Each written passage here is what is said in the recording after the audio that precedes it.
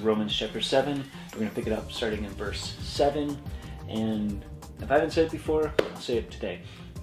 It's good to kind of follow along because a lot of times things that we're saying, little pockets or little moments, are reflective of the whole.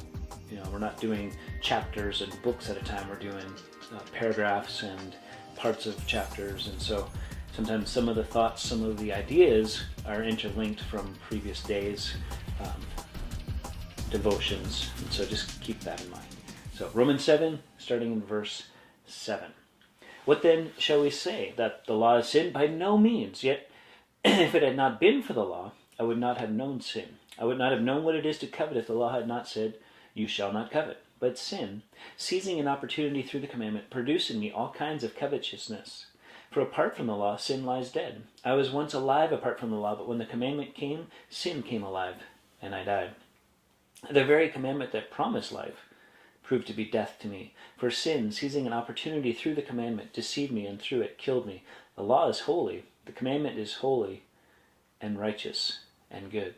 Did that which is good then bring death to me? By no means. It was sin, producing death in me through what is good, in order that sin might be shown to be sin, and through the commandment might become sinful beyond measure.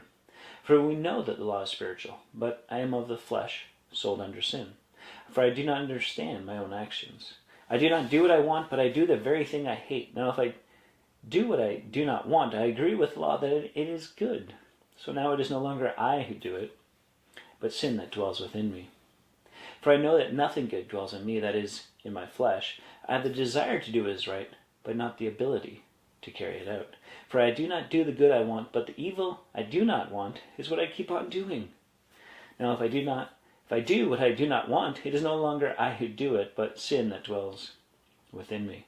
I find it to be a law, then, that when I want to do right, evil lies close at hand. For I delight in the law of God in my inner being. But I see in my members another law, waging war against the law of my mind and making me captive to the law of sin that dwells in my members. Wretched man that I am.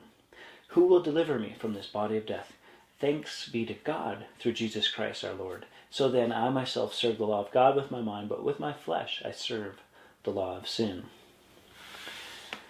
So again, keeping in the context of chapter 7 here and going back into chapter 6, and this whole understanding of the law and of grace and of sin and the flesh and of the Spirit. We'll see more of that in chapter 8. And the idea that the law in and of itself is good, but what it produces is death. You're like, how's that possible? Well, because the law demonstrated to me what sin was, and so it's kind of pushed up against the flesh, and so the flesh pushes up against the law, and it brings out sin, if you will. It doesn't make a person a sinner, like that, it's already there. It just reveals the sin that's there and amplifies it. And so, in that sense, the law is spiritual, because it took the flesh and measured and weighed and found wanting our flesh, if you will. We found to be sinful.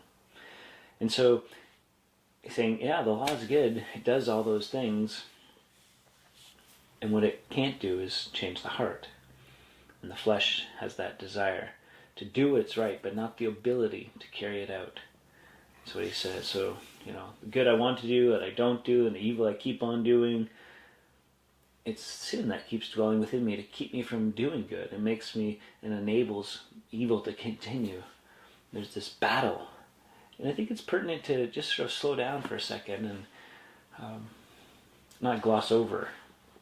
Right? Everything we want to talk about as believers is, do this, live this way, be better, be more moral, be more righteous, all those great things, and yet maybe there's not enough room given for or honesty for the struggle, the reality that we all fail in many ways.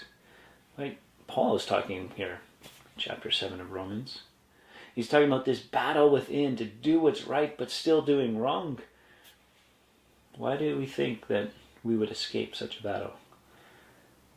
And if each of us are going through such a battle, why do we look on others with such disdain who are going through battles themselves. I love verse 22. I delight in the law of God in my inner being. It's echoes of the Psalms. Echoes of the psalmist crying out for God, for that relationship, for God to work in him and through him. But he says, but there's another law at work. The law leads to sin and death. And who will deliver me? Jesus. Yeah, right? And so we're going to serve the Lord and know that there's a battle. Are you okay with that? That there's a battle? Paul was okay with that. No, that's not the end of the story. Right? We don't just give up. Well, there's a battle. I'm just going to be this big yo-yo. That's not the end. But it's okay to acknowledge the struggle. It's okay to say the flesh is powerful. The flesh is weak.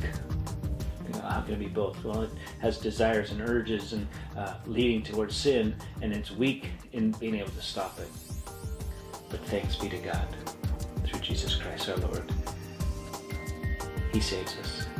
He delivers us. Until next time, I'm Metal Brother.